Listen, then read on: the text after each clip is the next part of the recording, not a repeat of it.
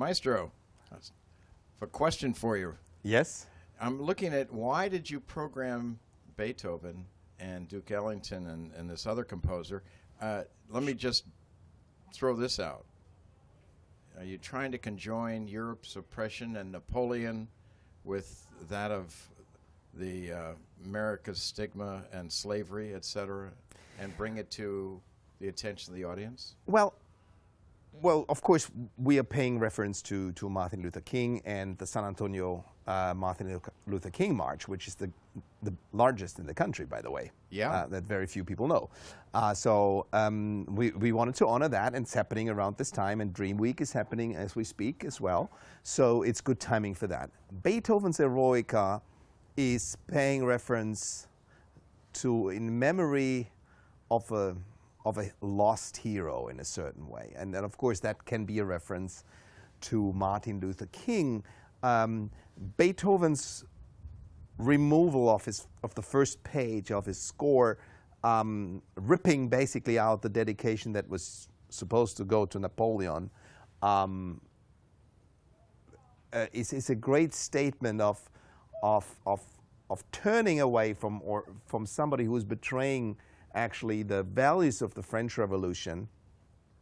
And that was the hope that everybody was looking for when Napoleon came to power, that he was bringing the achievements of the French Revolution, which actually, America's history is really joined with the French Revolution.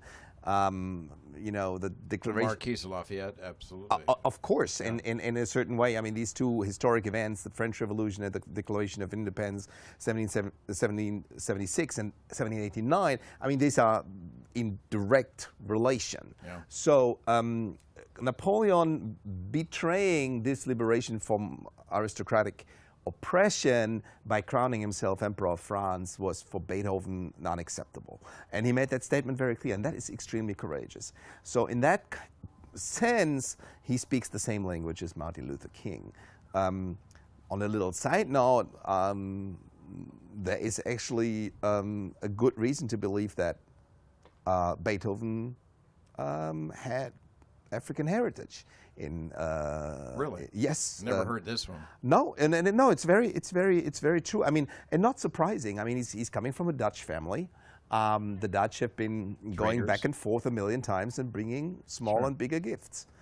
Some of them could be babies, you know. Mm-hmm. And I think that is just a side story, but it's an important one because we always tend to whitewash history in a way that we forget the achievements of, of great people. So, well, speaking of great, yeah, let's talk about Duke Ellington.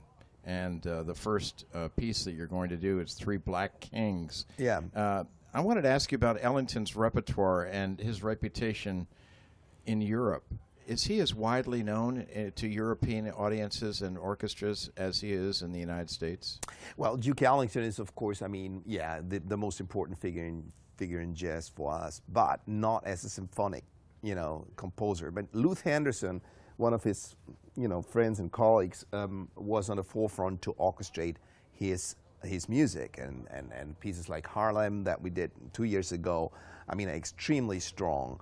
And this was a 73 commission by the dance company of Harlem. By a dance company, exactly. Thank you for saying that, because it's a ballet, actually. Yes. And of course, the last movement pays reference to Martin Luther King. The two of them met, and Duke Ellington was a big supporter of Martin Luther King and his cause, that last movement actually depicts Martin Luther King in a very light way. It's interesting. It's in sharp contrast to the following piece of the program, the Schwartner. So I think it's a wonderful way of demonstrating this. Of course, in Europe, the symphonic version of Duke Ellington's music is unfortunately not as known as it is here. And even here, I think we are not aware of that. Actually, the writing of Duke Ellington is, the formality of it goes beyond normal jazz. It is, and therefore it really is great, to be played with a symphony orchestra. And we have a jazz musician who is going to be playing the last movement. Is that correct? The Well, saxophone? we have no. It's actually it's a symphonic. It's a symphonic arrangement. It's not jazzy. We don't even have saxophone there. We have really? a drum set. Okay, I've we heard have it with- piano. I've heard it with a sax. You've heard it with a sax, but it doesn't need it. Okay. And the clarinet can do that. The idea of it is really that it is symphonic here, and then actually in the ballet, in the original ballet, it was more like a classical ballet than really a jazz. It's not a jazz band and a symphony together. It's really more a symphonic work. The audience should know it's a piece written in 3 movements honoring King Solomon, King David, and Martin Luther King. Yeah, so the 3 Black Kings, Les Trois Rois Noirs is the original title. Well, let's talk about Joseph Schwantner, because I'm completely unfamiliar with this composer whatsoever. Well, Schwantner and is the actually new Morning for the World that's going to be done. He has powerfully put, I guess, MLK's words to music, a la Copland, or not? Lincoln Portrait. Yeah, absolutely along this way. I mean, it's written in the 80s. Schwantner is one of the most prolific composers in America. I think one of the most important ones. And this is one, a real important piece that he wrote.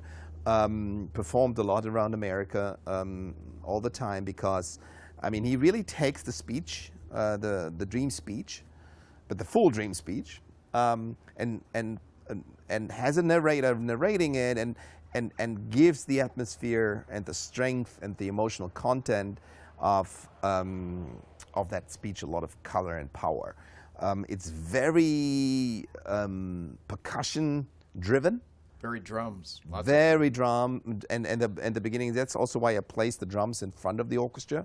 Oh, really? So you will see them, and it is very raw and strong from that perspective. And I think it gives this feel of a march, marching forward, moving forward. And then every time that Martin Luther King comes in and says something, you can feel how he calms down the anger of the masses and asks everybody to march peacefully.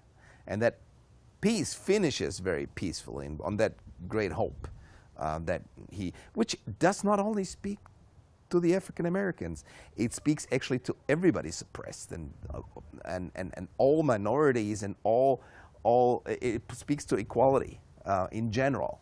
And that's why I brought up where we started, the equalite, the French Égalité. Revolution. Yeah.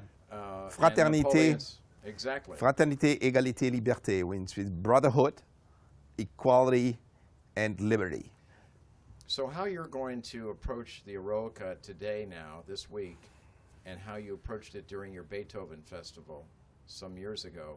Same Sebastian, same...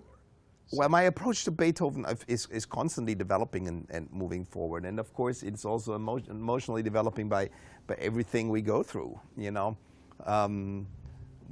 Just the recent events with the symphony and what's happening will definitely